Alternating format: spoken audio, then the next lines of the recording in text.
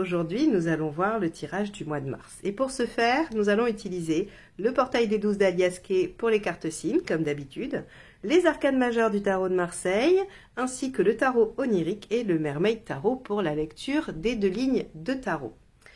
Si vous n'êtes pas encore abonné à la chaîne, merci de le faire. Si les vidéos vous intéressent et que vous souhaitez recevoir les notifications des suivantes, eh bien n'hésitez pas, vous cliquez sur abonner et sur la petite cloche juste à côté. C'est important pour moi, ça soutient la chaîne, ça lui permet d'avoir une bonne visibilité et ça m'encourage à continuer ces vidéos que je poste tous les mois, donc les tirages généraux et les sentimentaux. Il me reste 2 places pour la formation des arcades majeures inversées des 12 et 13 mars. Donc si vous êtes intéressé, envoyez-moi un mail à l'adresse lesguidancesdelio@gmail.com que je mettrai dans la barre d'informations juste en dessous pour obtenir les informations ou pour vous inscrire directement. Je crois que je vous ai tout dit. Je remercie bien évidemment tous les abonnés qui sont là depuis longtemps ou pas très longtemps, mais en tout cas qui continuent à mettre des commentaires et à liker les vidéos. Je vous remercie, c'est un beau soutien pour moi et en tout cas c'est encourageant. J'espère que vous avez passé un beau mois de février et nous allons voir ce que vous réserve le mois de mars. Les balances, on va aller voir ce fameux mois de mars. Allez, c'est parti.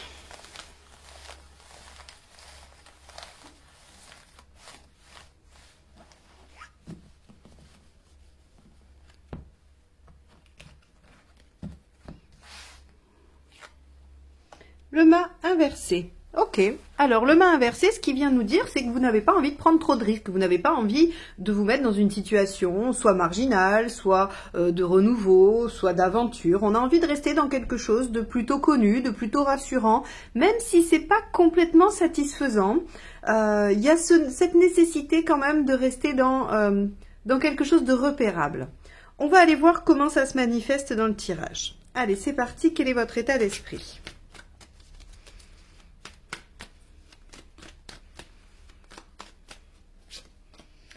Le 4 de bâton. Et oui, le 4, c'est quand même un signe de stabilité, c'est un chiffre qui nous indique qu'on a envie d'ancrer, qu'on a envie d'engager les choses, de les faire durer, d'être dans vraiment la constance. Donc là, ce 4 de bâton nous dit que vous avez plutôt envie de consolider ce qui existe déjà et d'y prendre plaisir plutôt que de vous lancer dans quelque chose de complètement fou ou une nouvelle aventure qui vous mettrait un peu en difficulté ou qui pourrait vous faire prendre des risques. On va aller voir ce qui vous préoccupe. Le 3 de Pentacle. Ok, vous avez besoin de voir des résultats, ou en tout cas quelque chose qui commence à émerger, à naître. Le 3 de Pentacle, je donne toujours cet exemple parce que je trouve qu'il est très parlant sur la signification de cette carte. C'est lorsque vous avez un projet de maison, que vous avez fait les plans, que vous avez fait la demande de permis de construire, que vous avez négocié votre prêt ou voilà le financement, et que vous commencez à couler la chape et à monter les murs. Vous ne pouvez pas encore jouir de la maison parce qu'elle n'est pas finie, vous ne pouvez pas en profiter, vous ne pouvez pas emménager dedans, donc on n'est pas au bout, mais vous commencez à voir les résultats de ce que vous avez fait comme effort précédemment. Et le 3 de Pentacle, c'est exactement ça. C'est je commence à voir naître, à voir grandir les fruits de ce que j'ai fait. Et c'est ce que vous souhaitez. Donc avec ce 4 de bâton, il y a comme l'envie de consolider le début de ce qu'on a réussi à construire ou de ce qu'on arrive à mettre en œuvre.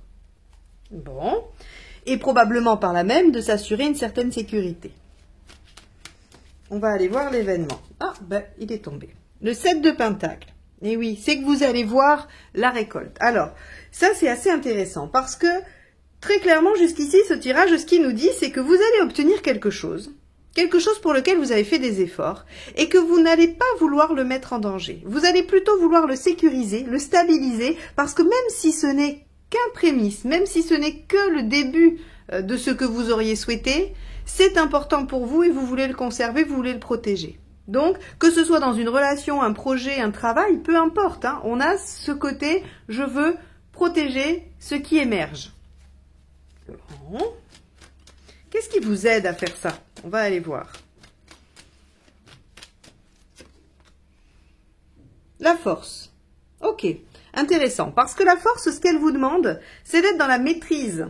La maîtrise de vos instincts, la maîtrise émotionnelle, mais la maîtrise du mental également. C'est-à-dire que là, avec la force, on a une espèce de d'homéostasie de toutes les parts de la personnalité, et il n'y en a pas une qui domine. C'est-à-dire qu'on est dans la maîtrise de soi, et on est aussi dans le fait de dominer la situation.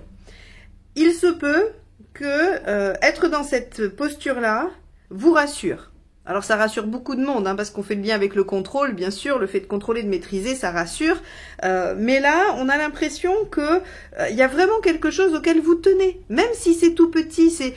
Il faut voir l'image d'une petite plante. Vous avez planté une graine et là vous voyez que ça commence à pousser. Et pour vous, ça c'est très précieux. Et quand bien même ça resterait qu'à l'état de petite pousse, vous voulez le protéger et faire tout ce qu'il faut pour le conserver. Donc on en est là vraiment pour vous, et ça vous demande de venir contenir un peu les choses pour vous-même et par rapport aux autres aussi, selon la situation. Donc, contenir les choses, c'est contenir probablement l'émotionnel chez les balances, qui est fort, qui est présent. Contenir aussi peut-être l'hésitation, les doutes, les peurs, les craintes, enfin voilà, un petit peu tout ce qui peut se passer dans votre sphère mentale et émotionnelle. Donc ça va vous aider d'essayer de garder l'équilibre. Et en même temps, si vous sécurisez et que vous prenez pas de risque, ça devrait être faisable et plus simple. Allez, qu'est-ce qui ne vous aide pas? Le 6 de bâton. Le 6 de bâton, c'est la carte qui nous dit, quand elle est bien aspectée, je pars en campagne et je sais que de toute façon, l'énergie que j'y mets va forcément m'apporter un beau résultat. Quand elle est en contre, le 6 de bâton, ce qu'elle vient nous dire, c'est que on abandonne avant même de s'être battu. Le 6 de bâton mal aspecté, c'est je vais même pas à la guerre, je vais même pas tenter de me battre pour cette situation, je considère le combat perdu d'avance. Et donc ce qui vous aide pas, c'est de vous dire je n'y arriverai pas, je ne vais pas savoir faire, voilà, ça ne vous aide pas. Donc on est bien dans le fait d'être dans la maîtrise de soi, parce qu'ici je vous ai parlé de ne pas laisser les doutes, les craintes ou les angoisses vous envahir et de venir les maîtriser, parce que qu'est-ce que ça pourrait produire ça pourrait venir faire ressortir le manque de confiance en soi, donc le doute qui est inhérent à la balance, voilà, donc tout ça, ce 6 de bâton, là, on vous dit, mais essayez de vous dire que partir perdant, ça marche pas. Alors bien sûr, ça marche jamais de partir perdant, on est bien d'accord. Mais là, il y a ce tirage, il vient vous dire, ne doutez pas. Si vous avez envie de consolider déjà ce qui existe, c'est une bonne chose, c'est bon pour vous. Ne vous souciez pas du reste. Allez, on va aller voir émotionnellement ce qui se passe. Ah, non, j'ai pris le jeu à l'envers. La lune. Ok. Alors, évidemment, avec la lune, plusieurs aspects.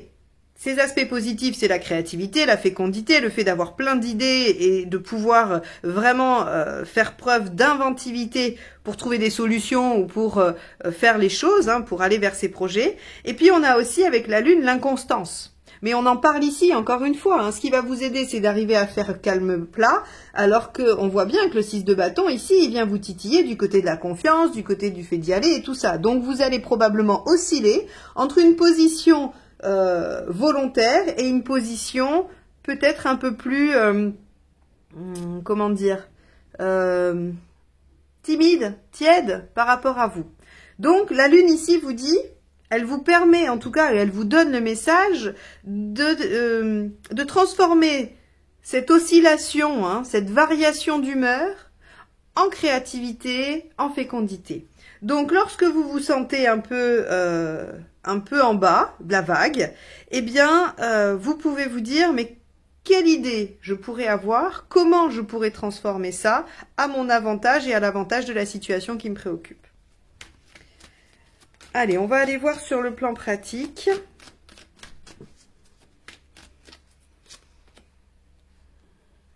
Le hiérophante. Alors, sur le plan pratique, vous pouvez demander conseil. Le hiérophante, c'est vraiment celui qui va chercher là où est le savoir.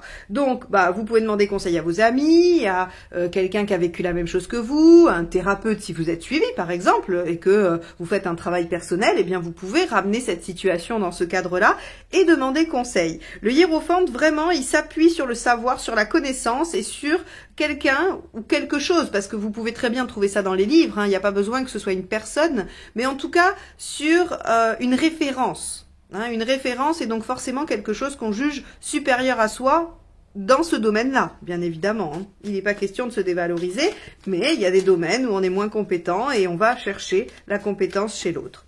Donc, très clairement, on vous dit que vous pouvez demander conseil, vous pouvez demander de l'aide. Où est-ce que vous en êtes dans votre chemin de vie? Le 2 de Pentacle. Intéressant. Ça, c'est très intéressant, surtout pour les balances. Je trouve que les cartes ne prennent pas tout à fait la même couleur selon le signe auquel elles s'adressent, parce que le 2 de Pentacle, c'est une carte qui est à manier avec prudence pour la balance, parce que c'est l'art de concilier des choses qui ne vont pas trop bien ensemble. Le 2 de Pentacle, par exemple, on pourrait dire que c'est quelqu'un qui essaye de faire concilier vie de famille et vie professionnelle, alors que les deux prennent beaucoup de temps.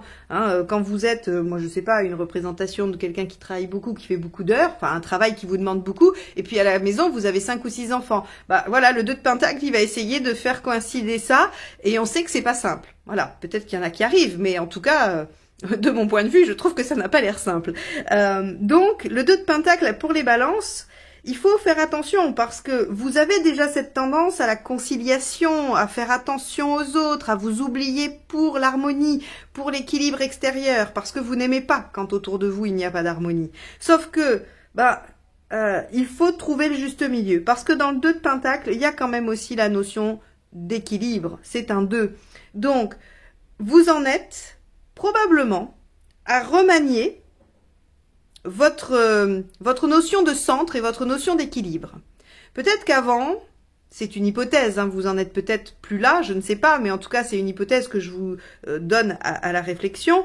Peut-être qu'avant, votre balance, elle était un peu trop penchée sur le fait que vous donniez aux autres et que vous ne receviez pas assez. Et là, avec ce 2 de Pentacle, ce que j'ai envie en tout cas de vous donner comme message, c'est d'aller rééquilibrer ça et d'essayer de trouver un vrai juste milieu où vous y trouvez votre compte sans pour autant venir défaire l'harmonie qu'il y a autour de vous. Et c'est probablement pour ça qu'on est dans le main inversé.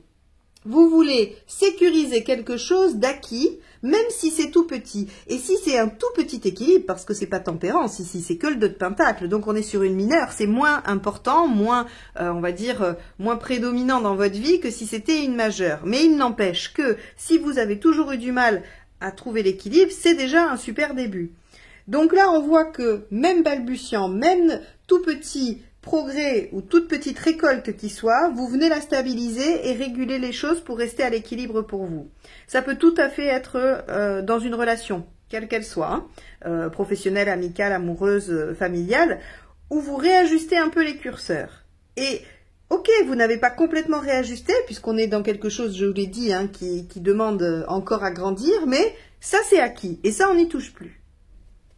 Ok. À la fin du mois, vous en êtes où?